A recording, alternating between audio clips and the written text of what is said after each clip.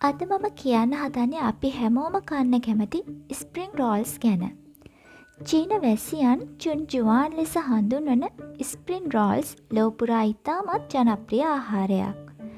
Spring Rolls වල පිටත ආවරණය තිරිඟු පිටිවලින් සාදනු ලබන තුනී පත්‍රයක් වගේ. ගැඹුරු තෙලේ බැදගන්න නිසා පිටත රන්වන් පැහැයක් ගැන්වෙනවා. ඒ වගේම කෑමට ගන්න විට කරස්ගාල හැපෙන සුළු ගතියෙන් යුක්තයි. මෙහි ඇතුළත පිරවුම සඳහා චීනවැසියන් යොදාගන්නේ හීනියට කපාගත් ගෝවා, කැරට්, මොටි ඇදුණු බොංචි, හතු වගේ එළවලුත් එක්ක ඌරු මස්, කුකුල් මස් හෝ ඉස්සන්.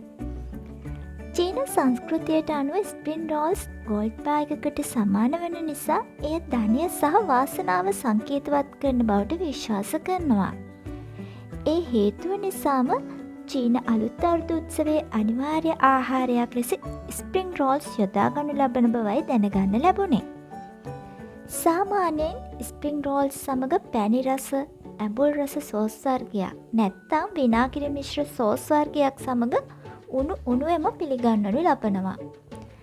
ලංකාවේ අපිට මිලදී ගැනීමට තිබෙන චයිනීස් රෝල්ස් වලට වඩා මේවා ඉතාමත් තුනී පිටත ආවරණයක් සහිත කරස්ගාල හැපෙන ශබ්දයත් ඒ වගේම රසයත් නිසා ලොව පුරා ඉන්න කෑමලෝලින් ස්ප්‍රිං රෝල්ස් වලට ගොඩක් ආස කරනවා. ඉතින් මේ වගේ ආස හිතෙන තවත් කෑමකින් හමු වෙනතුරු සුබ දවසක්.